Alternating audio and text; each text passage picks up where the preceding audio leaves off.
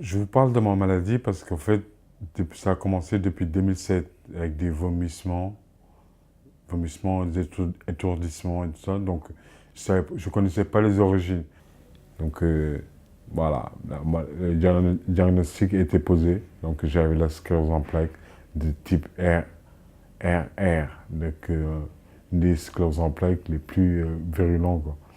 Donc, j'ai eu de la chance. On m'a trouvé un traitement dès le début qui m'a stoppé la progression de la maladie. Donc, j'étais content.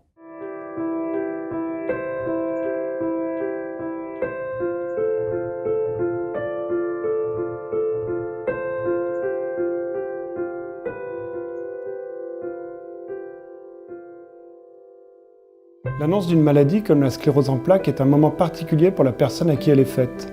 C'est en effet le premier pas d'un cheminement qui va permettre l'acceptation et l'appropriation de la maladie et de la prise en charge qui est proposée. À l'hôpital Percy, nous avons mis en place un dispositif d'accompagnement et de suivi des patients avec d'une part des réunions de concertation pluriprofessionnelles et d'autre part des séances d'éducation thérapeutique qui sont proposées tout au long de la prise en charge. L'éducation thérapeutique, également appelée ETP, a pour objectif de donner au patient les compétences et les savoirs dont il a besoin pour mieux vivre avec sa maladie, l'intégrer dans sa vie quotidienne et être plus autonome. À l'hôpital Percy, nous avons mis en place des entretiens individuels, ce qui permet d'aborder notamment des questions liées à la pathologie et ses symptômes, mais aussi des aspects plus personnels comme le vécu de la maladie et son retentissement dans la vie professionnelle et familiale. Ces moments privilégiés permettent de prendre en compte les spécificités de chaque patient, ses questions, ses priorités, ses ressources, ses besoins, ce que ne permettent pas toujours les consultations médicales.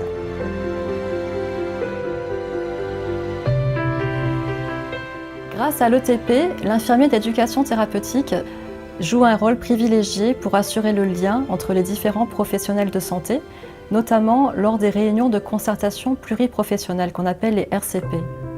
Elles permettent de prendre le temps de discuter ensemble du patient et de sa pathologie, du stade de la maladie, des traitements, de son entourage, de son mode de vie ou encore de sa personnalité. Le but étant de lui proposer une prise en charge sur mesure. Aujourd'hui, grâce au progrès de la recherche, nous avons accès à de nombreux traitements et il est très difficile pour un neurologue isolé de prendre une décision thérapeutique seul. C'est pourquoi nous nous réunissons régulièrement avec les neurologues hospitaliers, les neurologues du bassin de population, le pharmacien hospitalier, l'infirmier d'éducation thérapeutique, les kinés, la neuroradiologue et les médecins rééducateurs. Chaque participant enrichit ainsi les discussions afin de proposer aux patients la solution la plus adaptée. En tant que pharmacien, j'apporte des informations sur le médicament, notamment les effets indésirables ou les interactions avec d'autres produits de santé.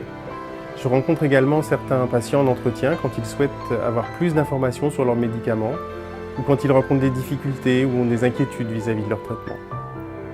Donc c'est clair que là, je suis super content d'aller mieux.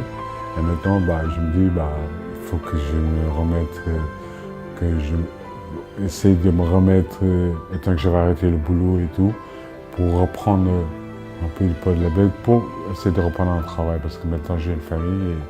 Donc j'ai envie de travailler pour aider madame à nourrir toute la famille correctement. Depuis que nous avons mis en place cette organisation, nous avons amélioré nos pratiques. La prise en charge est personnalisée et le lien entre le patient et l'équipe soignante est renforcé avec un accès direct au service. Cela nous permet de créer un lien de confiance avec le patient et d'être ses partenaires pour l'accompagner tout au long de sa maladie.